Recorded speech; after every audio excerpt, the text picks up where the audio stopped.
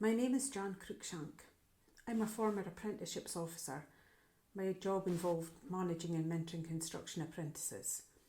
I was sexually harassed at work over a long period of time.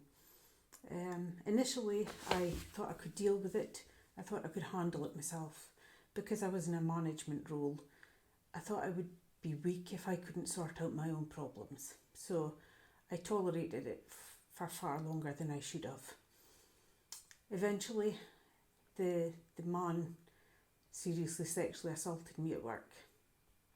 I suffered a breakdown and I was unable to work.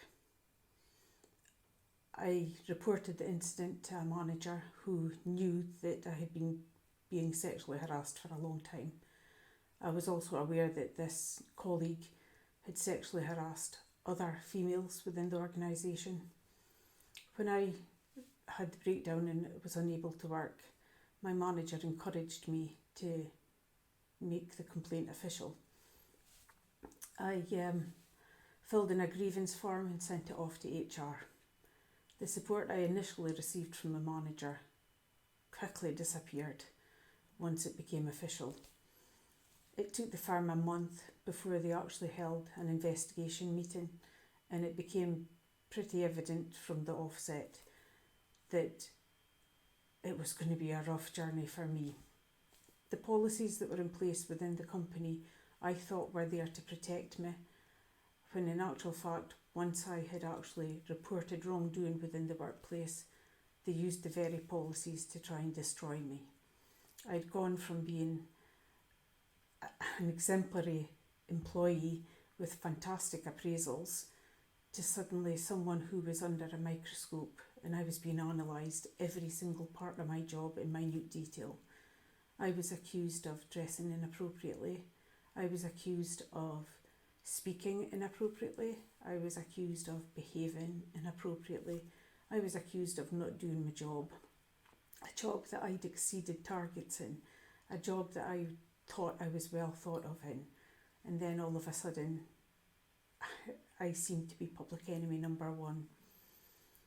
Initially, at the outset of the grievance, I was told that I wasn't allowed to speak to any of my colleagues. I was told that discussing the case would jeopardise everything and may result in my dismissal. So I had to stay quiet. I was still off sick.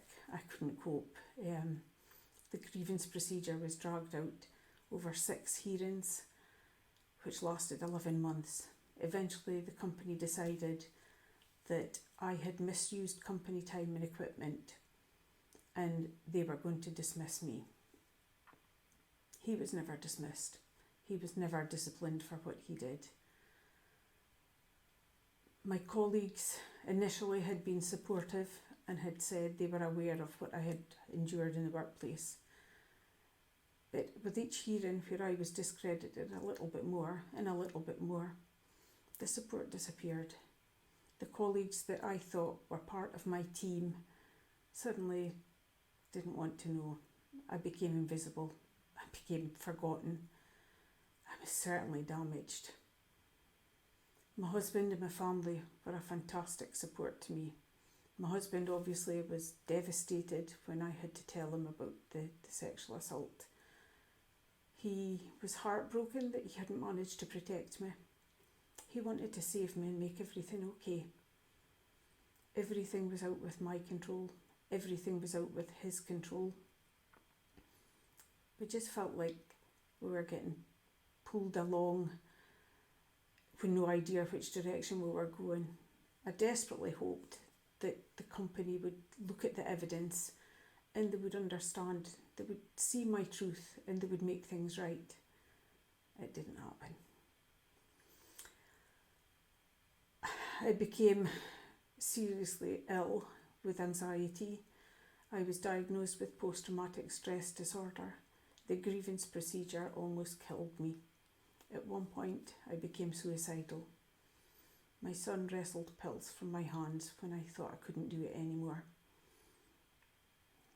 It made me feel like a worst mother on earth. I'd taken pride in being an excellent wife, an excellent mother, an excellent employee. I always gave 100% no matter what I did. And little by little, my life was picked to pieces and I felt absolutely destroyed. Even attempting suicide didn't take away the damage that they had done to me. I didn't want to die. I just wanted it all to stop. I couldn't do it anymore. I couldn't cope.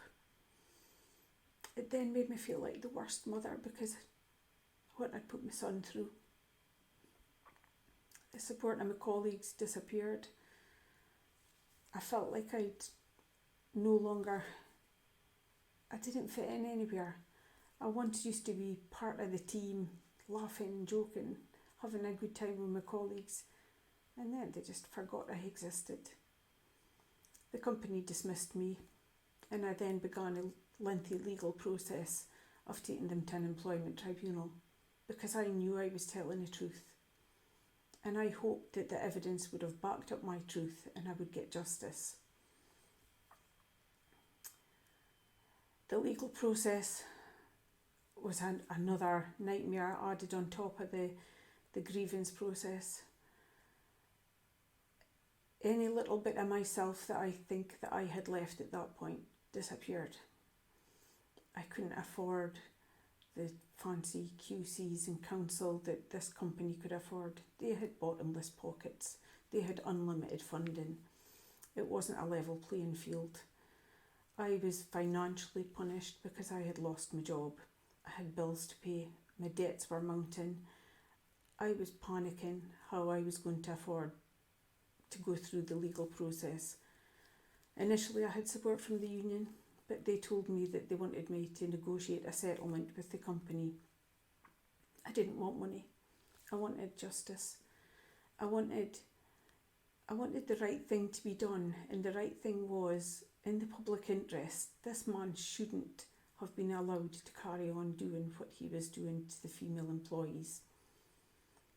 The company covered up his abuse, and they called me a liar. I wanted to clear my name. I wanted them to be accountable for what they did, but it became evident there was no accountability. Once you blow the whistle, you can't put the thing back in its box again. And I mean, ultimately, they tried to destroy you. My career was destroyed. I lost all trust in the system. I lost all trust in employers. How could I ever give that kind of power to anyone else to hold over me? I was diagnosed with post-traumatic stress disorder. It left me hyper-vigilant, hypersensitive to criticism, and it made me not trust anyone. My honesty had been doubted when I had been transparently honest throughout the whole system. The whole setup had been... It had been so clear to me that I had done everything right, and I couldn't understand why I was being punished. My life now, I'll never be the same person I was before because I've lost faith in the system. I've lost faith in justice, and I find it really, really difficult to trust. People have often said to me, if I could go back in time, would I do it? Would I whistleblow again? Yes, because I did the right thing. Ultimately, financially, it's ruined me. Emotionally, it's just about killed me. But I have integrity, and I can hold my head up high knowing that I told the truth, and it was just the system that let me down.